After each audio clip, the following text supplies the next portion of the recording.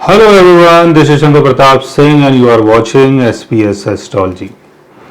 दोस्तों, आज मैं आपको बताने वाला हूं कुंभ राशि और कुंभ लगन वालों के लिए राहु का ट्रांजिट कैसा रहेगा, यानी एक्वेरियस एसेंडेंट और एक्वेरियस मून साइन वालों के लिए राहु का ट्रांजिट कैसा रहने वाला है। बिकॉज 23 सितंबर 2020 को राहु ट्रांजिट हो रहा है और राहु ट्रांजिट हो रहा है टॉरस साइन में यानी वृषभ राशि में।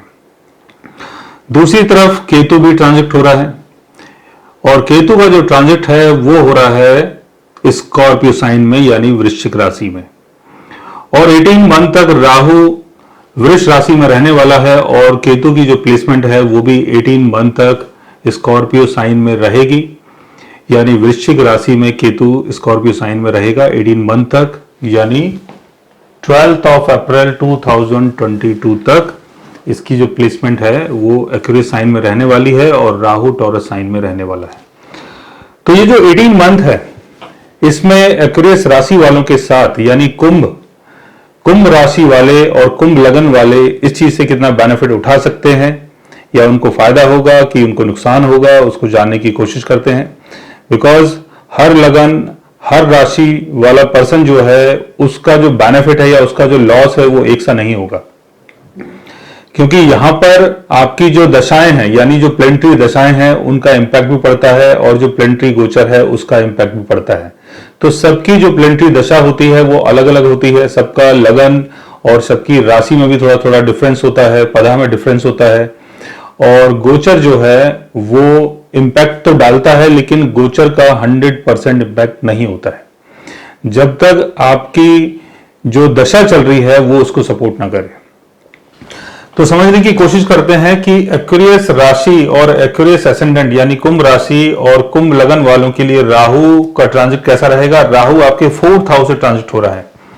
4th हाउस का संबंध है आपके सुख से, प्रॉस्पेरिटी से, घर से, प्रॉपर्टी से, गाड़ियों से, मां के सुख से, होमलैंड से।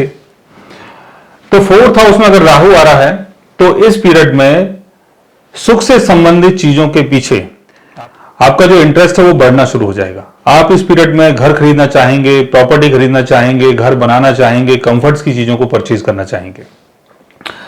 बिकॉज राहु आपके सुख के घर से ट्रांजिट हो रहा है तो इस पीरियड में आप सुख की चीजों की तरफ ज्यादा अपना फोकस लगाने वाले हैं। और केतु का जो ट्रांजिट है वो 10th हाउस से हो रहा है तो अपने कैरियर की तरफ आपका ज्यादा ध्यान नहीं रहेगा, अपने बिजनेस की तरफ ज्यादा ध्यान नहीं रहेगा, पब्लिक विजिबिलिटी की तरफ ज्यादा ध्यान नहीं रहेगा।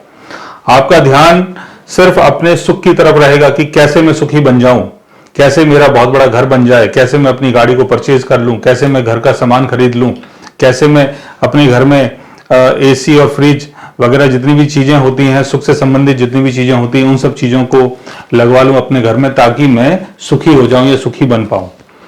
तो ऐसी चीजों में आपका इंटरेस्ट रहेगा जिसका संबंध घर से जुड़ता है, जिसका संबंध आपके सुख से जुड़ता है, चाहे वो बेड हो, चाहे वो फ्रिज हो, चाहे वो एसी हो, चाहे वो प्लॉट हो, चाहे वो फ्लैट हो, चाहे वो गाड़ी हो, ऐसी कोई भी चीज।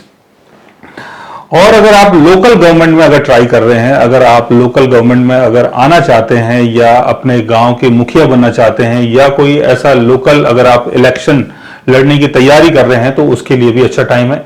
लेकिन आपको फायदा होगा कि नुकसान होगा, आपको फायदा होगा कि नुकसान होगा अगर वो देखना है तो उसके लिए आपको शुक्र की प्लेसमेंट को देखना होगा।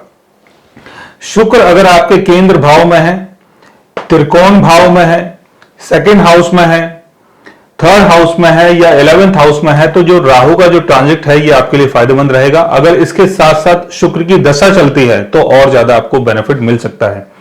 लेकिन शुक्र अगर आपका 6th हाउस में, 8th हाउस में या 12th हाउस में चला जाता है और आपके बर्थ चार्ट में और राहु केतु शनि के साथ शुक्र की प्लेसमेंट है, शुक्र अगर आपका अस्त हो चुका है यानी कंबस्ट है या वक्री है और शुक्र की दशा चल रही है और राहु यहां से गोचर कर रहा है तो आपको ज्यादा बेनिफिट नहीं होगा। तो इसलिए शुक्र की प्लेसमेंट का अच्छा होना भी बहुत जरूरी है, तभी आप 4th हाउस के थ्रू गेन कर सकते हैं। राहु का 5th एस्पेक्ट पड़ रहा है आपके 8th हाउस में। 8th हाउस का संबंध है तंत्रा से, मंत्रा से, हिडन एक्टिविटीज से। 8th हाउस रिप्रेजेंट करता है आपके पार्टनर की सेविंग को। 8th हाउस रिप्रेजेंट करता है जितने भी जो अंदरूनी काम होते हैं, जैसे टैक्सेस हो गया, जैसे आपका रॉ एंड ईटीएस हो गया, जैसे आपका कोई भी सीक्रेट रिसर्च हो गया, उन सब चीजों का संबंध है 8th हाउस से। तो ऐसी चीजों में भी आपका इंटरेस्ट बढ़ सकता है। और ऑकल्ट भी 8th हाउस से देखा जाता है। ऑकल्ट यानी जितनी भी मिस्टीरियस चीजें होती हैं, जैसे तंत्रा, मंत्रा और मिस्टीरियस जो भी हीलिंग होती है, उन सब चीजों का संबंध है आपके 8th हाउस से। तो राहु अगर 8th हाउस को देख रहा है तो 8th हाउस की चीजों को एक्टिवेट करेगा, यानी ऐसी चीजों में आपका इंटरेस्ट बढ़ सकता है। लेकिन फायदा होगा कि नुकसान होगा, उसके लिए मरकरी की पोजीशन का अच्छा होना बहुत जरूरी है। मरकरी अगर अपने ओन साइन में है, 8th हाउस में है, या मरकरी 12th हाउस में है, या मरकरी आपका 6th हाउस में है, या मरकरी कहीं भी केंद्र भाव में प्लेस्ड है, तब भी आपको बेनिफिट हो सकता है। क्योंकि यहां पर अगर मरकरी प्लेस्ड है, या यहां से उठ के मरकरी अगर आपका 12th हाउस में जाता है या 6th हाउस में जाता है, तो कुंडली में विपरीत राजयोग बन जाता है, तो उससे भी आपको बेनिफिट होता है। तो मरकरी अगर कहीं भी है आपको बेनिफिट हो सकता है। लेकिन मरकरी अगर आपका कंबस्ट है, वक्री है, और राहु यहां से ट्रांजिट हो रहा है, राहु का यहां पर एस्पेक्ट पड़ रहा है, मरकरी की दशा चल रही है, तो चीजें थोड़ी बहुत आपकी अटक सकती हैं। तो आपको यह देखना है कि मरकरी की पोजीशन कैसी है, तभी आपको यहां से बेनिफिट मिल सकता है। राहु का 7th एस्पेक्ट पड़ रहा है आपके 10th हाउस में, लेकिन 10th हाउस में ऑलरेडी केतु बैठा हुआ है, तो यहां पर राहु का 7th एस्पेक्ट आपके लिए ज्यादा कामयाब नहीं है।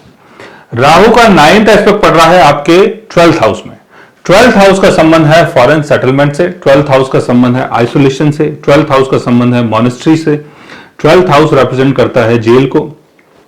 अगर आप कहीं बाहर जाना चाहते हैं, बाहर जाके सेटल होना चाहते हैं, कोई काम धंधा करना चाहते हैं, बाहर जाके घर बनाना चाहते हैं, अपने होमलैंड से कहीं दूर जाना चाहते हैं, तो उन चीजों में फायदा होगा कि नुकसान होगा, उसके लिए सैटर्न की प्लेसमेंट का अच्छा होना बहुत जरूरी है। अगर सैटर्न आपका 12th हाउस में है, 6th हाउस में है, 8th हाउस में है, तो अच्छी बात है। अगर सैटर्न आपका केंद्र भाव में है तब भी ठीक है। लेकिन अगर आपका सैटर्न कंबस्ट हो गया है या वक्री है और सैटर्न की दशा चल रही है, तो चीजों में थोड़ा सा बदलाव आ सकता है, चीजें आपकी थोड़ी बहुत अटक सकती हैं। तो इस तरीके से आप समझ सकते हैं कि राहु का जो ट्रांजिट है 4th हाउस में, वो कुंभ राशि वालों के लिए कैसा रहने वाला है। अगर आप भी जानना चाहते हैं अपने राहु के बारे में या राहु के ट्रांजिट के बारे में, तो उसके लिए आप हमारे चैनल को सब्सक्राइब कर सकते हैं।